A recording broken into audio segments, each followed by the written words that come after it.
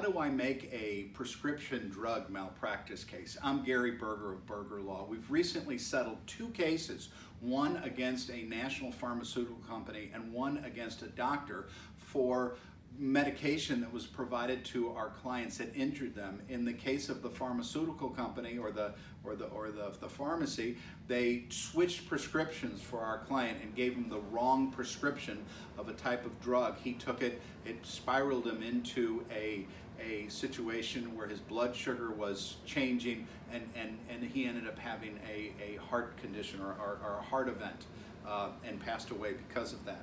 In another case, we had a primary care doctor who prescribed our client a eardrop medication that was supposed to be on the black box warning, supposed to be prescribed only for a short period of time, 2-3 weeks, otherwise it could cause hearing loss, and it ended up being prescribed for 10 months, caused her to have profound hearing loss, and we resolved that case as well. So not only can doctors make errors in medical malpractice cases, but pharmacies, pharmaceutical companies, and doctors prescribing medication can as well.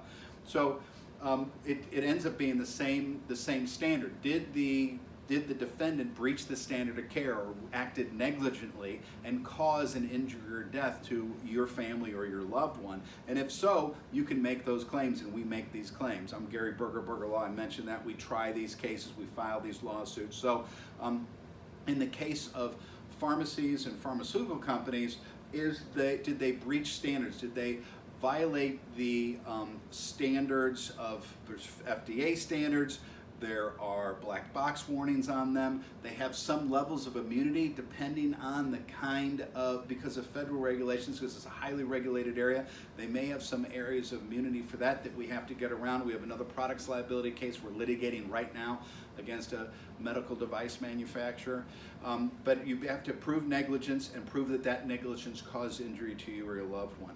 For the doctors, it's the same thing. Doctors prescribe medication for conditions in people, but they have to adhere to the standard of care in doing so, as well as the manufacturer's recommendations for what they should prescribe, how long should they prescribe it. They need to give informed consent to their patients and say, I'm giving you this medication, but there's possible sequela or bad results from this, and you could suffer this, this, and this. So make sure you want to be careful about that and communicate that. Tell the patient what's on the black box warning. So those are some of the general ways that you can make claims for pharmacy or drug malpractice, either against a physician or against the manufacturers. We have a couple of cases that have been pending for a long time. They're stuck in a federal court in Ohio. They were all consolidated and moved there against opioid manufacturers for their product negligence, for their negligence, and it's been all over the news in the last couple of years of the opioid manufacturers' negligence in providing opioids to Americans. But doctors also have a role in that because they're the ones that prescribe those opioids.